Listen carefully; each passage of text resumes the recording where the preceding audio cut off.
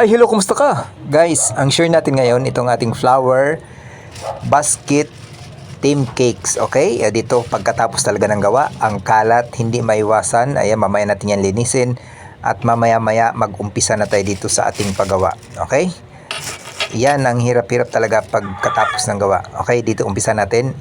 Ang size ng ating cakes ay 7 by 8.5 na dahil ang tangkad nito at pure mocha flavor ang request ni client sa atin, okay?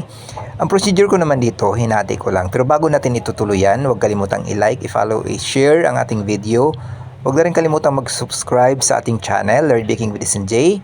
At ang please pakipollow na rin ng ating Facebook page, Learn Baking with SNJ. Para na rin sa ating mga full tutorial, anumang recipe na inyong gusto, baka meron kayong gusto niyan. Okay? Dito patuloy tayo dito. Hatiin lang natin ng 4, ano? Hatiin natin ng 4 at palamanan lang natin siya ng konti lang para hindi siya dumulas. Ito naman malapit lang kaya hindi natin kailangan dito ang dowels sa ating cakes. Okay? Kung titingnan natin talaga, napakadali lang naman talagang tingnan. Kaya lang ang isang hirap dito yung frosting natin, talagang magastos din pala ang basket design. Okay, napakagastos dahil lahat yan kino-cover natin ng design, ano. Okay, pagkatapos naman ito'y all edible, syempre all edible dito ang ating mga ginagamit dyan. Hindi tayo gumamit ng artificial kasi nga naman yun ang request ni client. Okay, kung umpisahan nyo ang cake business, napakadali lang talaga pag-aralan natin. At huwag lang tayong mainipin dahil ma-encounter talaga natin ang gawa natin minsan. Parang hindi tayo satisfied. Pero wala namang maging problema dyan kasi habang tumatagal, naaayos natin ang ating pagde-design. Okay? Basta titingnan lang natin kung ito'y hindi ba talaga tabingi, lagyan natin yung gilid or ang ibabaw, okay? Para medyo umbok dyan sa paglagay natin ng flowers. Okay? Dito guys, gumamit din ako dito ng flower nail sa ating pag-5 ng flowers dito. Iba-ibang kulay. Okay? Isa ring tips ko sa inyo, ipunin nyo muna ang nagawa nyong flowers dyan sa baba. Okay? Huwag nyo munang gawa, lagay kasi mahirapan po kayong mag-arrange. Okay? Unlike ng ilalagay nyo ng sunod-sunod na matingnan nyo kung saan ba itong kulay na ito or dito ba sa gilid. Okay? Ganun lang talaga, ganun lang ang paglagay natin dyan sa ibabaw ng ating flower. Okay? Sanayin natin sarili guys para mas madali siyang i-pipe or mas madali siyang tanggalin dyan sa ating flower nail.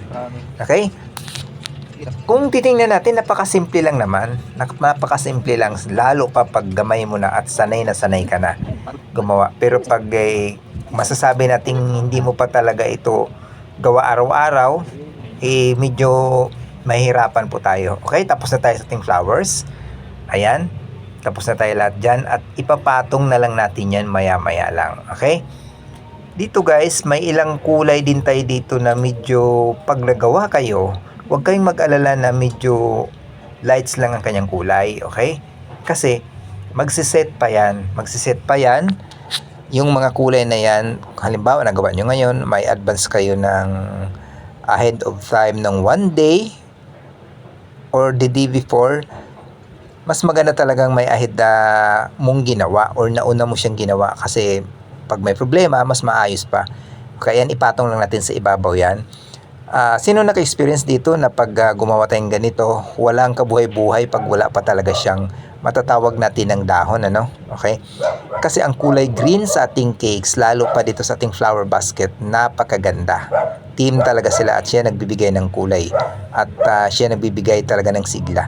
Okay? Maraming salamat sa inyo guys. Sana inyo itong matry ang ating flower basket cakes.